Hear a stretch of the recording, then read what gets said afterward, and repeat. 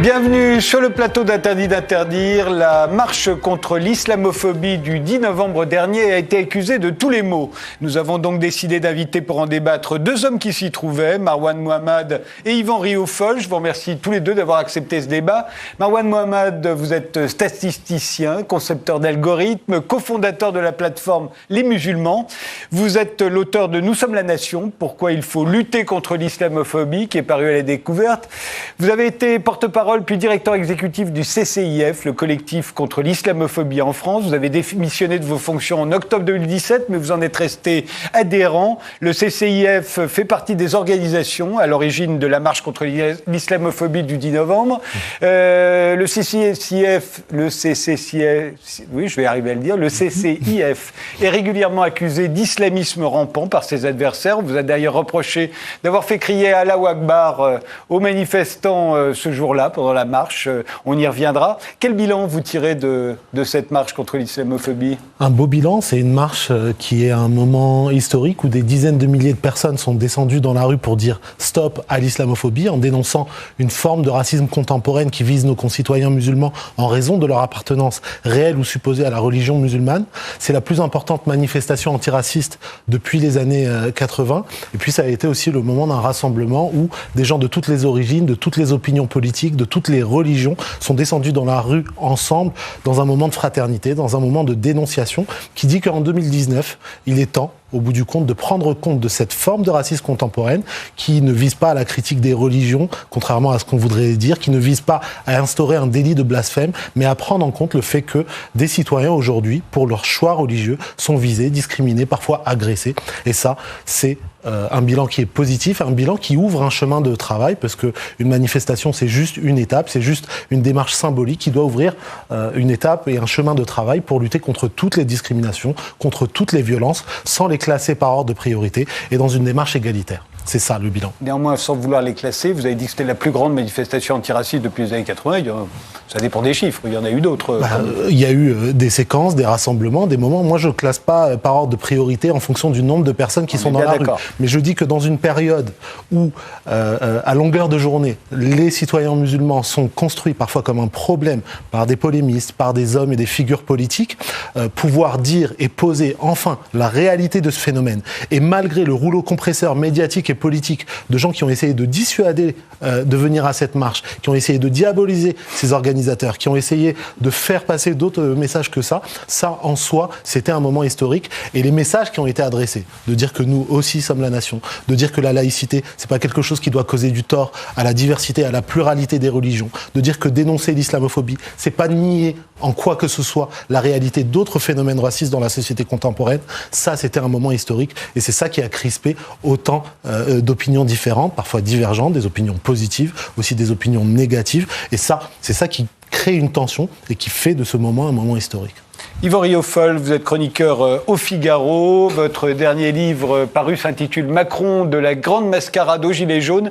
C'est le recueil de votre bloc-notes dans le Figaro des années 2016-2017, paru chez l'Artilleur. Vous êtes également l'auteur de La guerre civile qui vient, chez Pierre-Guillaume Deroux. Votre prochain livre, Les traîtres, paraîtra en janvier chez le même éditeur. Et vous avez assisté à la marche contre l'islamophobie du 10 novembre, à laquelle participaient également, j'aurais pu le dire dès le début, Jean-Luc Mélenchon, Clémentine Autain, Esther Benbassa ou Edwy Plenel. Vous en avez fait un article sur votre blog intitulé « Manifestation de la honte égale la haine bon enfant ». Vous parlez même de rassemblement de la haine. Alors quel bilan vous tirez de cette marche, vous ? J'ai trouvé que là, les masques étaient tombés et j'ai été très satisfait naturellement de ce rassemblement. D'abord parce que j'en ai été éjecté. Enfin, du moins, je me suis moi-même éjecté de ce rassemblement qui avait été présenté comme bon enfant dans la mesure où après une heure d'insultes portées et par des femmes en hijab ou en foulard et par des gauchistes un peu bas du front, j'ai bien vu que ma présence commençait à poser problème, donc j'ai préféré partir. C'est la première fois de ma vie que j'ai à quitter une manifestation, parce que j'en suis beaucoup, j'aime beaucoup m'émerger dans ces manifestations-là, parce qu'on y ressent très exactement ce qu'est l'envers du discours. Alors l'envers du discours, naturellement, je n'ai pas vu, en tout cas moi, une manifestation antiraciste, j'ai vu une manifestation anti-France, c'est-à-dire que j'ai vu la France insultée, traitée de raciste. Quand les gens disent laïcité, on t'aime. Vous permettez, je vous répète ce que j'ai vu. Moi, j'ai vu une France qui a été traitée de raciste, qui a été traitée en effet d'islamophobe, qui a été nazifiée, puisqu'il y a eu un parallèle qui a été fait entre le sort des musulmans contemporains et le sort des juifs. Cela vous en mettez. On le verra. Ça va bien se passer, je vous en prie. Et le sort des juifs durant les années 30 et durant l'occupation, donc avec des monstruosités naturellement auxquelles je m'attendais, parce qu'en fait je savais assez bien ce qui allait se passer. Et donc, de mon point de vue, j'ai trouvé que cette expression politique était une expression qui mettait bien les points sur les i, et d'autant plus que j'y ai vu naturellement la triste collaboration de toute l'extrême gauche qui s'est rangée auprès de ceux qui défendent, de mon point de vue, une idéologie liberticide, totalitaire, judéophobe, sexiste. Et donc, j'y ai vu l'abomination de l'abomination. Mais en même temps, je suis très content de débattre avec vous parce qu'on va pouvoir se dire les choses en face. Et d'autant que je ne suis pas, pour mettre les choses au clair, je ne pense pas que ce soit vous le principal adversaire dans le fond à combattre. Je pense que vous n'êtes qu'un symptôme, vous, votre mouvement, n'êtes qu'un symptôme. Les véritables adversaires, ce sont ceux dans les gouvernements successifs depuis 30 ans, 40 ans, vous ont permis de remplir un vide. Et dans le fond, je ne vous reproche pas, vous tentez de remplir un vide. Et c'est ce vide, moi, que je critique et dans lequel je critiquerai ces traîtres-là qui ont abandonné la nation. Ok.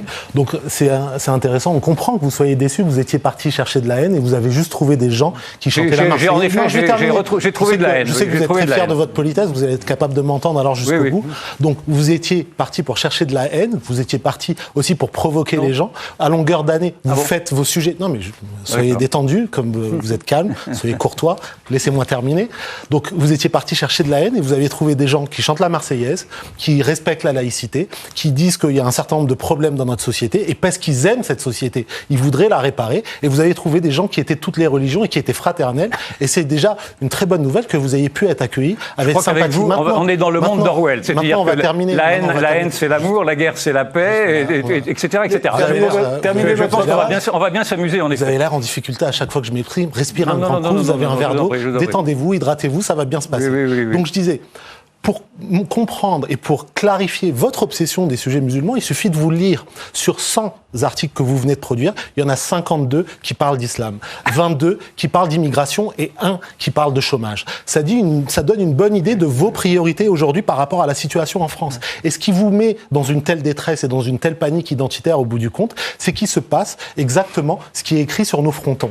Sur le fronton des mairies, il est écrit liberté, égalité, fraternité. Et quand des gens se mobilisent pour descendre dans la rue et transformer ces slogans-là en une égalité réelle, c'est ça qui vous pose problème. Parce que pour la première fois, les gens se mobilisent de manière utile et ils disent que la religion des autres et la couleur des autres et l'origine des autres n'est pas un problème. Bien sûr que vous avez un problème. Vous écrivez là-dessus à longueur d'année. Je n'ai aucun problème. Moi, j'ai un problème avec la vérité, c'est tout. Oui, j'ai bien compris que vous avez un problème avec la vérité. On l'a tous compris. Oui, voilà. Et donc, cela dit, Ivor Wéofold n'est pas le seul à avoir accusé cette manifestation de tous les maux, comme je disais tout à l'heure. Mais avant de continuer ce débat, je vous propose de revenir un tout petit peu en arrière. Juste voulu sur une phrase, parce que tout de même, dans les mensonges que vous alignez, il y en a quelques-uns qui font. Oui, factuellement, moi aussi, oui, moi aussi, factuellement. Quand vous dites, par exemple, la banderole était marquée « L'islamophobie tue ». Je vous le confirme, en effet, l'islamophobie tue. Elle tue ceux qui ont été désignés comme étant islamophobes. Elles ont tué les journalistes de Charlie Hebdo qui avaient été désignés par vos amis ou par vous-même comme étant islamophobes. Non, mais attendez, les reproches que vous me faites à m'interrompre, appliquez-les à vous-même. Non, ça va bien se passer. Prenez de l'eau, hydratez-vous, vous aussi. Vous portez une accusation qui tombe sous le coup de la loi, qui s'appelle l'apologie du terrorisme. Non, je vous arrête net. Vous portez une accusation qui tombe sous le coup de la loi, qui est qualifiée d'apologie du terrorisme, être soutenue et inciter au meurtre de journalistes, ça s'appelle de l'incitation au meurtre et de l'apologie du terrorisme. Je vous demande de démontrer votre accusation. Et quand vous êtes journaliste, je vous demande de démontrer votre accusation. L'accusation s'est démontrée dans le fait que quand les journalistes de Charlie Hebdo ont été... Pour la dernière fois, on est dans un état de droit. Vous avez traité les journalistes de Charlie Hebdo d'islamophobes et des esprits fous ont considéré que c'était une cible vivante. Et quand vous me désignez comme islamophobe, je suis aussi une cible vivante. Mais ce n'est pas simplement ceci. Je ne désigne pas comme islamophobe. Non, bien sûr que non, vous ne dites rien. Mais non, vous êtes un petit agneau. S'il vous plaît. Oui, vous l'avez déjà dit. Vous risquez de vous répéter. La deuxième chose qui se passe, qui se cache derrière l'islamophobie, c'est que l'islamophobie est une censure. Car je vais quand même rappeler rappeler, parce que je connais bien le CCIF. J'ai eu des best-sellers, vous écrivez à longueur de journée. Ça vous ennuie, non, je suis très content pour vous. Mais dites pas que vous êtes censuré ou quoi que ce soit. S'il vous plaît. Vous êtes à longueur d'année sur des plateaux télé. S'il vous plaît. Vous ne plaignez pas, c'est votre travail, vous êtes payé pour ça. Terminez votre phrase, Yvan. J'ai eu affaire au CCIF depuis longtemps et j'ai eu affaire à la manière dont le CCIF comprend le débat et comprend le débat avec cette illustration que vous en donnez. C'est-à-dire que j'ai été poursuivi moi-même par le CCIF il y a quelques années pour avoir dit du CCIF qu'il racontait n'importe quoi quand il se présentait comme étant la nation. C'est un peu le grand remplacement qui se présente là. Et surtout, j'avais eu l'audace de critiquer une de ces promotions publicitaires sur la nation, justement. Et donc, j'ai eu droit à des intimidations judiciaires, le djihad judiciaire, ce qui vous amène donc... Faire respecter la loi pour vous, c'est du djihad. Ce qui vous amène donc devant le tribunal correctionnel, où j'ai gagné, où vous avez perdu, vous avez fait appel, vous avez perdu, vous allez voler en cassation, vous êtes dégonflé. Mais évidemment, parce que ça s'appelle de l'intimidation. Et vis-à-vis d'un journaliste, cela s'appelle une tentative de censure. Donc, vous êtes celui qui a... Faites-vous passer pour une victime, bien entendu. Votre employeur a été condamné pour incitation à la haine raciale. Votre employeur, Le Figaro, a été condamné à plusieurs reprises pour incitation à la haine raciale. Non, mais vous, c'est votre ligne éditoriale. On ne va pas faire ce débat juste. Vous êtes un censeur et vous êtes un totalitaire. Vous allez vous faire des reproches personnels l'un et l'autre. On va essayer de l'élargir à cette... pour mettre au point quel est le personnage. À cette marche contre l'islamophobie. Mais dès le départ, d'ailleurs, ça a posé des problèmes, comme le racontait RT à ce moment-là.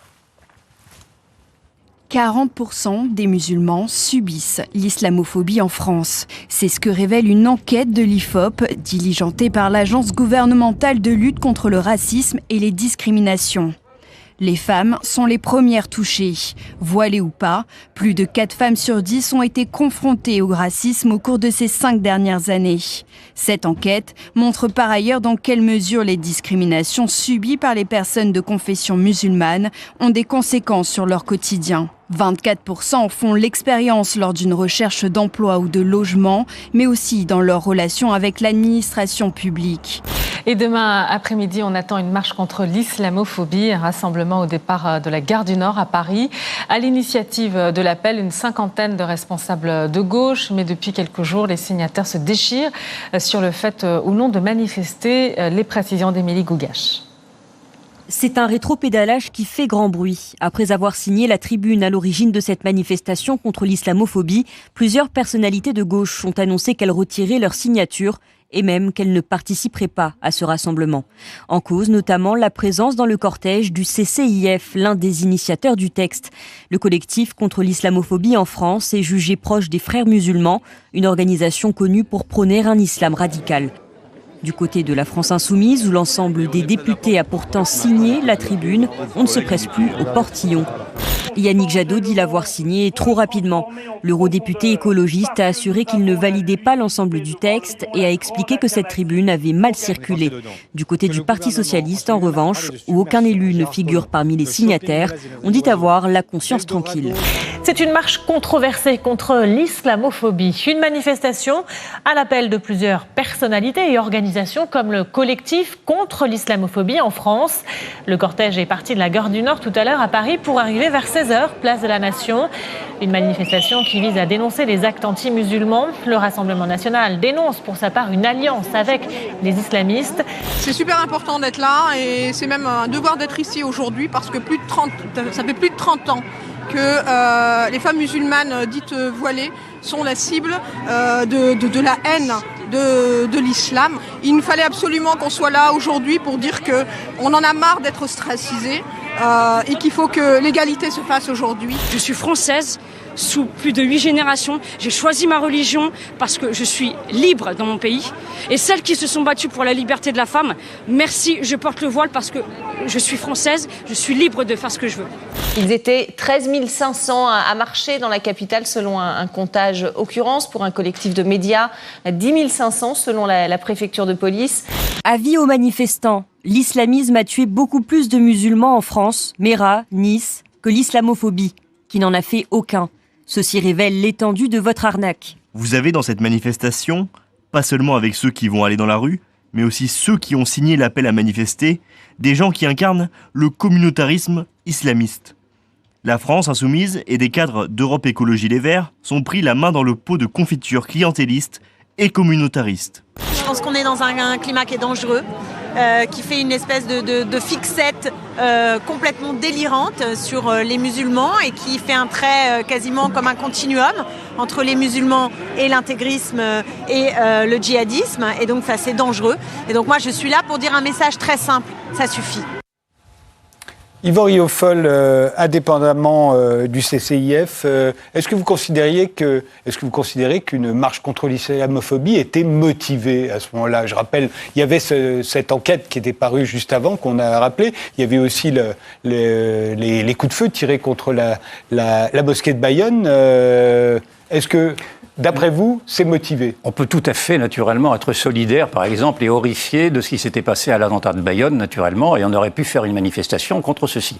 Mais ce n'était pas... Là, c'était une manifestation contre l'islamophobie. L'islamophobie, déjà, c'est un terme que l'on peut récuser. L'islamophobie, ça veut dire que c'est l'interdiction de porter tout jugement critique sur une religion. C'est écrit dans le texte. Vous n'allez pas me répondre, vous n'allez pas m'interrompre chaque fois. Il suffit de lire les textes. Donc, l'islamophobie, c'est un interdit, une sorte de tentative pour essayer d'imposer un délit de blasphème qui a été quand même supprimé en France en 1881, je crois. Et donc, non, je ne pense pas que cette manifestation ait été justifiée sur ce thème-là, d'autant que sur le thème de l'islamophobie, pour le reprendre et pour aller dans votre sens, il ne correspond pas aux faits. C'est-à-dire que tous les sondages montrent, encore dernièrement, je crois qu'il y a 2 jours, un sondage du Pew Research dit que 72% des Français ont une bonne opinion des musulmans.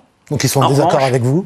Mais moi aussi. En revanche, ils sont 72%, et là je suis avec eux, qui ont une mauvaise qui pensent que l'islam cache derrière sa religion apparente un programme politique. Et c'est ceci qui est posé aujourd'hui. C'est-à-dire que dans les doubles discours et dans les mensonges organisés que vous représentez, vous et d'autres, naturellement, vous pouvez vous présenter comme étant des victimes plaintives en disant on nous parle mal, etc. Mais vous avez suscité maintenant une telle victimisation avec vos provocations. On connaît bien votre processus, provocation, victimisation, revendication. Le diable musulman qui se cache, fourbe. On connaît cette théorie de l'islamisation. Mais ce n'est pas ce que je dis. Je suis désolé, je ne vais pas caricaturer pour vous faciliter la tâche. Vous accusez les gens de double discours et de dissimuler qu'est-ce qu'ils pensent. C'est quand même terrible. Je vous en prie. Je vous donne des chiffres. Il n'y a pas d'islamophobie en France. Si effectivement... Il y a des musulmans qui sont tués, ils sont tués par l'islamisme. La Fondation pour l'innovation politique, Fondapol, a fait le recensement de tous les attentats islamistes dans le monde depuis 1977, je crois. Il y en a eu 140 000 ou 170 000 qui ont tué 91% des musulmans. Ceux qui tuent les musulmans aujourd'hui, c'est l'islam radical, c'est l'islam politique. C'est ceci qu'il faut parler. Donc c'est une incongruité que de manifester pour défendre une islamophobie qui n'est pas un problème en France, encore une fois. En dernier chiffre, le ministère de l'Intérieur très récemment a donné les derniers chiffres de l'année dernière, montrant qu'il y avait eu 100 actes anti-musulmans en France. Vous avez dû voir ça, j'imagine. C'est-à-dire le taux le plus faible qui était depuis 2010, et qu'en revanche, les actes qui sont en augmentation constante, à 75%, sont les actes anti-juifs. 580, je crois, de mémoire. Et ces actes anti-juifs, je ne vais pas vous faire un dessin pour savoir d'où ils viennent. Si vous voulez que d'où ils viennent, dites-moi bien. Si vous voulez, alors je vais vous dire d'où ils viennent. Ils viennent en effet de l'islamisme. Ils viennent de l'islamisme radical. Ils viennent de les statistiques. Ah oui, non, les statistiques que vous intéressent pas. Et moi, je vous dis que la judéophobie qui est portée, l'idéologie qui tue aujourd'hui et qui tue notamment des juifs, c'est l'idéologie islamiste. Que cela vous plaise ou non, c'est ainsi. Et d'ailleurs, les juifs le savent bien. Vous êtes vraiment un disque rayé. Vous essayez de monter les gens les uns contre les autres. Vous essayez sur ce plateau les juifs contre les musulmans, vous inventez complètement des statistiques sorties de votre chapeau. Continuez à parler ainsi, le masque tombe de lui-même. On voit très bien qui vous êtes, monsieur. Je vous explique tout de suite. Donc, on va prendre les choses dans l'ordre. La Fondation Jaurès, qui fait une étude et qui montre que 40% des musulmans se sont sentis et ont vécu des actes de discrimination. C'est pas le CCIF. La Commission nationale consultative des droits de l'homme en France, qui est une institution républicaine et qui chaque année met en évidence la réalité de l'islamophobie, chiffrage à la pluie, c'est pas le CCIF. Quand les universitaires du monde entier font des rapports sur ce qui se passe en France, l'ONU, l'OSCE, le Conseil de l'Europe, ce n'est pas le CCIF. Et ils mettent en évidence tous la même réalité. C'est-à-dire que la France est raciste. Ah ben non, mais écoutez, vous m'interrompez. Donc vous êtes en train de nous dire que la France est effectivement raciste, c'est bien ça. Mais qu'est-ce que vous faites en France? Pourquoi restez-vous en France si la France est un pays abominable? Qu'est-ce que vous me dites là? Vous me demandez d'aller où? Non, mais qu'est-ce que vous faites en France? Moi, je suis de nationalité française. Oui, mais d'accord, mais pourquoi restez-vous dans un pays raciste, dans un pays qui déteste tant les musulmans? Allez dans un pays musulman, allez vivre votre charia. C'est bien que vous parliez de masques qui tombent, puisque là, vous vous présentez comme journaliste. C'est une interrogation que tout le monde peut se poser. Et quand vous parlez à quelqu'un en face de vous, la première chose que vous lui dites, c'est d'aller ailleurs. Donc je vais vous répondre. Si vous détestez tant, j'aimerais bien juste terminer. Il faut faire un des problèmes de discipline. Laissez terminer Marwan Mohamed. Arrêtez de vous ficher de la tête des gens quand même. Non, mais si vous détestez tant la France, c'est une question sérieuse, monsieur. Si vous détestez tant la France, pourquoi y restez-vous? Je vais juste terminer. Non, vous ne pouvez pas me répondre à ça. Avec votre permission, je vais vous répondre. Si vous êtes capable, je sais que malgré votre âge, vous avez déjà fait des règles de politesse. Si vous me laissez terminer un raisonnement, vous me laissez terminer un raisonnement, vous allez être éduqué. Je ne vais pas répondre à vos interdits. Vous n'avez pas encore gagné. La parole est à Marwan Mohamed. Vous n'êtes pas en terrain conquis, monsieur Mohamed. Mais monsieur, si vous me permettez juste de terminer un raisonnement. Je vous permets tout. Arrêtez vos simagrées. Ça y est ? Oui, très bien. Ok. Donc, je disais que l'ensemble de ces institutions, qu'elles soient nationales ou internationales, mettent en évidence la réalité. Oui, vous l'avez dit. Laissez-le terminer. Aller plus loin. Mettent en évidence la réalité d'une forme de racisme et d'intolérance spécifique qui vise les gens en raison de leur appartenance réelle ou supposée à la religion musulmane. C'est une réalité, c'est aussi une réalité pour d'autres formes de racisme.